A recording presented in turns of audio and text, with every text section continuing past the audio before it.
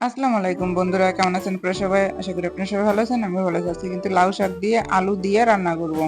আপনাদের কে কোথায় কিভাবে রান্না করে খায় জানি না, কিন্তু আমাদের ফরিদপুরে এভাবে রান্না করে খায় না। আমি যেখানে থাকি এইখানে এই আলু দিয়ে লাউ শাক দিয়ে রান্না করে খায়।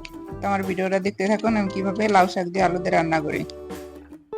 ধুয়ে নিতেছি, পরিষ্কার করে, চিকচিকানা বালি থাকে তো আনছে পরিষ্কার জায়গা থেকেই, তারপর চিকচিকানা বালি থাকে। তো এখন পেঁয়াজ দিলাম, কাঁচামরিচ, রসুন।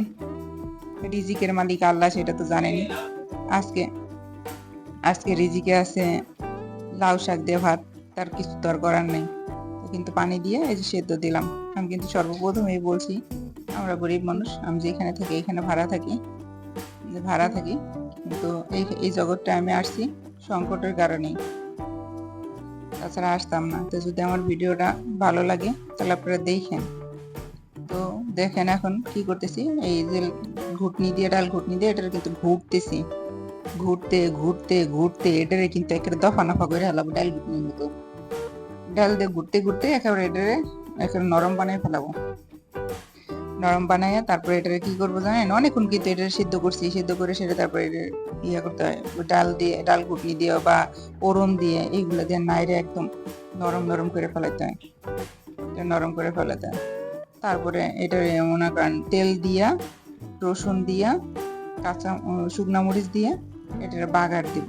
দেখেন আমি বাগার দিচ্ছি। আমাদের এখানে বাগার বলে, ফুরান বলে, ফরিদপুরের ভাষায় ফুরানি বলে, বাগানো বলে। আপনাদের কে কোন জায়গা থেকে কি বলে না বলে জানাই যান, কমেন্টে জানাই যান। তো দেখেন আমি দিয়ে গেছি কিন্তু সেই পেঁয়াজ, রসুন সেগুলা দিচ্ছি, মশলাগুলা দিচ্ছি। দেওয়ার পর এটা যখন মেরুন কালার হয়ে আসবে তখন কিন্তু আমি দিয়ে গেছে শাকটা ঢেলে দিব। শাকটা ঢেলে দিব, শাকটা ঢেলে দিব বলতে একদম দেখেছে তেলে ডুবা ডুবা হয়ে যাবে বা শাকটা রান্না হয়ে যাবে, তখন নামায় ফেলাবো। দেখেন আমি কিভাবে রান্নাটা করি বা করা হইলো, আর কিভাবে খাই আমি। শাকটা দেখতে কতটা ভালো হয়েছে খারাপ হয়েছে কমেন্টে জানাই যান।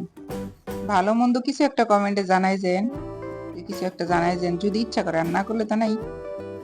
তো আমি যে লাইটা চাইরা খুন্তি দিয়ে কিন্তু এটারে শাক কিন্তু নামাই ফেলালাম, হয়ে গেছে। এখন কিন্তু শেষের দিকে শাকে কিন্তু পানি নেই আমার, দেখছেন? আমাদের শাকে কিন্তু একটু পানি নেই। তো এখন আমি খাইতে বসলাম। খাইছে, আমার ছেলেও খাইছে, আমার হাজবেন্ডও খাইছে। এখন আমি খাইতে বসলাম। তাই খাবারটা অনেকটা মোটামুটি টেস্ট হয়েছে, শাকটা অনেকটাই ভালো লাগতেছে খাইতে, অনেকটা ভালো লাগতেছে। এবার খাওয়া দাওয়া শেষ, পরবর্তী ভিডিও দেখার জন্য আমন্ত্রণ।